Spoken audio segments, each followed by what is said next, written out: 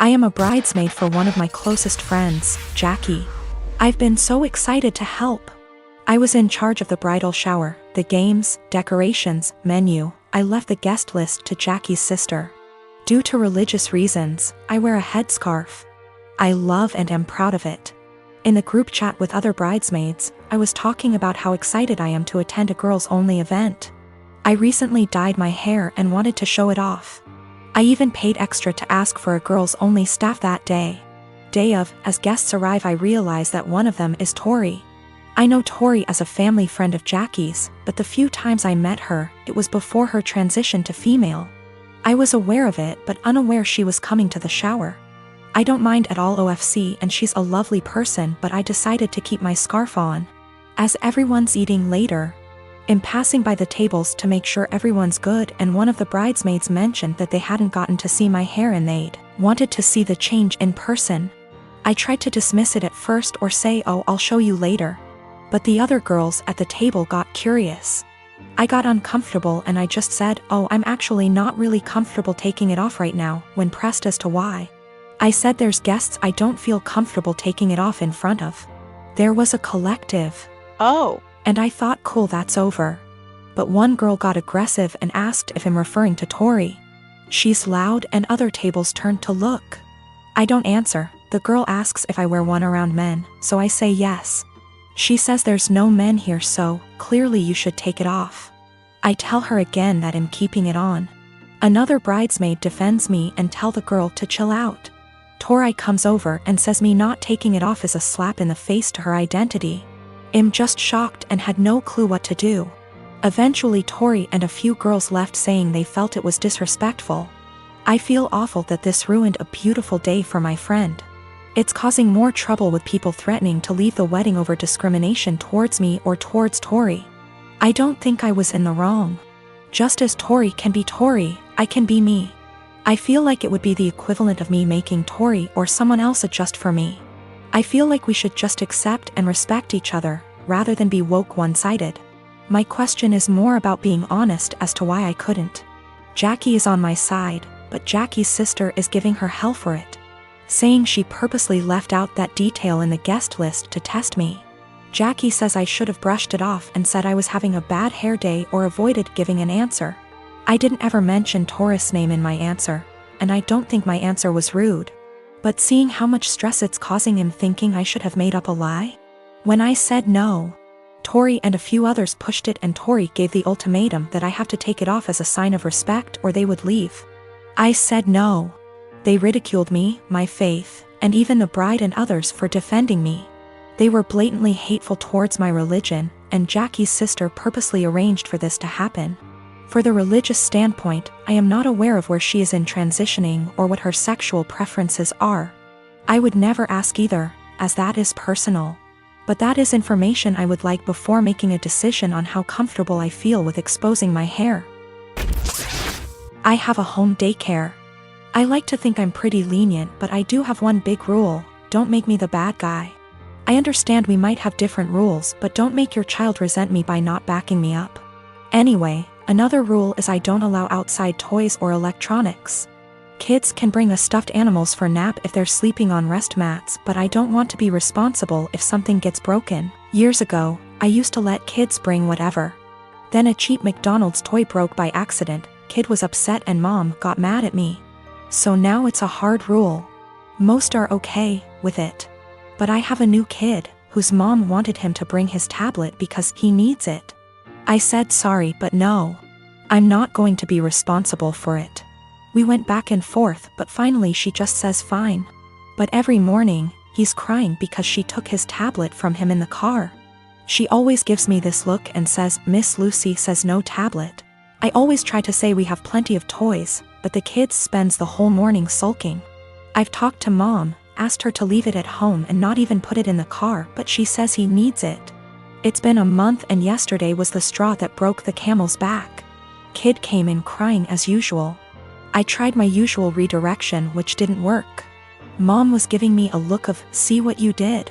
Then she had the nerve to say to him, "I know you need your tablet, we've talked about this before, Miss Lucy is strict." That pissed me off. I ended up telling her to take him home right then and there. She was shocked and tried to stammer. He was my first kid of the day, so there was no scene. I just handed back his backpack, said he was no longer a student of mine, and began to pack his extra clothes and the sippy cup he kept. Mom was in tears as she left. My husband thinks she was right. I'm too strict and should have broken policy instead of causing drama. There was no medical need for the tablet. It was all just that he wanted it. I'm not making a waiver for electronics. That won't stop other issues with the tablets, such as jealousy and drama, so my "don't make me the bad guy" rule has been misunderstood, partly as I worded it poorly. I don't expect blind obedience. No one has to agree with my rules. They can challenge them, to me. But to their kid, I'd rather them explain everyone has different rules and that while they're with me, things will be different. I do the same with parents who have different rules than mine. I never say they're wrong or strict. I say that we have different rules at school and to listen to mom and dad. This is also a policy for pacifiers, bottles, and potty training. I'll approach any of these milestones when you ask, but you have to be working on it at home too. The kid won't progress if they only go pee on the potty at home. And the child was not autistic or non-verbal. If he was, an exception would be made. I returned her money for the last few days of January and texted an apology for terminating without notice, and said I hope she was able to find care. She said she left him at her mom's. She also asked if there was any way I'd reconsider, and I said no. We had a long phone call and no minds were changed, but it was the ending we should have had. My husband doesn't like to go out much. It's not something that I've ever faulted him for or been mad at him about. We've never gotten in fights about it till now, and it's something he told me up front when we had first gotten in the relationship 4 years ago. I'm never going to be the kind of person that likes to go out a lot. I just want to hang out at home. And I of course said that it was fine because that's not a flaw to me, it's just a character trait. I used to suffer from depression due to a lot of traumas in my life. I found it really hard to go outside at all, and especially alone. I missed out on a lot of experiences because of this. In our first year of dating, he got me to have more confidence in myself, so I stopped hiding. I got a therapist and have been on a wonderful little antidepressant. We got married 1 year later and I'm still happier than I have ever been, and I'm incredibly grateful to have him in my life. That hasn't changed one bit. Now, I know that this isn't what he does. I know that he doesn't stay inside because he's depressed, it's because it's in his nature to be a house cat. And like I said, I'm still fine with that. Lately he's not okay with me doing this, though. If I ask him if he wants to see a movie with me and he said no, or the more common, I don't know, maybe, I'll usually ask him 2 more times, and then if he still says no, or maybe I'll go by myself. It's the same with going out to dinner, taking little classes, etc. We had fun with this at first. I would come home from doing the thing and then I would excitedly tell him what I'd done and the people I'd met. He'd happily listen and hug me and kiss me on the forehead. It was a really beautiful thing. At one point we called it My Little Adventures, and I would take Polaroid pictures and show them to him and then hang them on the kitchen wall. It was a seriously beautiful point in our relationship, and the times that we would go out and take Polaroids together were some of the happiest times in my life. I even made it a point to have us go to things that he liked to do. It was great. It was seriously so great. About 2 years ago I asked him, hey, I've been really passionate about learning a language and eventually going to this language's place of origin. Do you want to study it with me and then go there too? And he said no to the language, but maybe to going with me. Cut to now, and I'm pretty good at this language. I decided about 4 months ago that I am going to this place.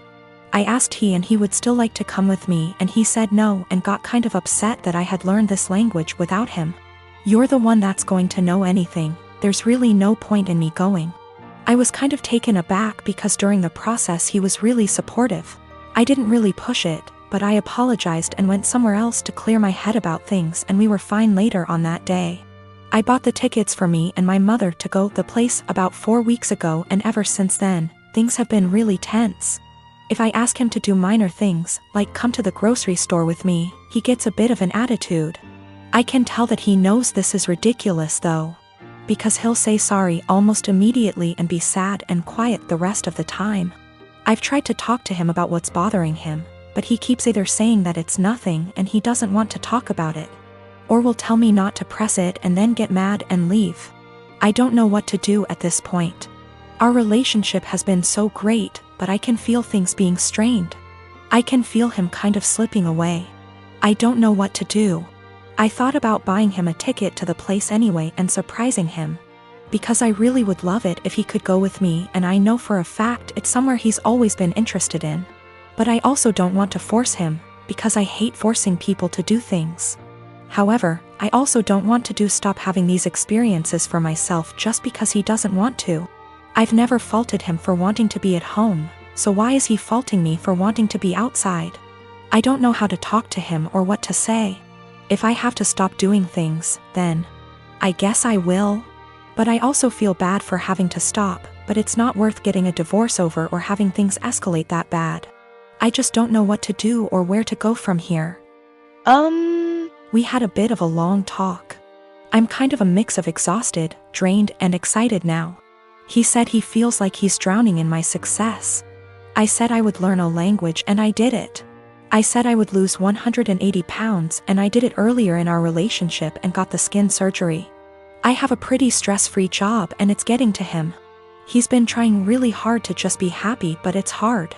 He understands that it's wrong to feel this way, and between feeling guilty about it and feeling this way at all, it's just been taking its toll. He also has a skin condition that makes him feel cautious of going outside, especially in another country. I never thought this would be the problem, because he's always acted as though it's not a bother to him at all and he doesn't care. He's going to keep trying though, and to seek therapy independent of me because he thinks that he also may really be suffering from depression. Now, I have to say that we do have communication problems.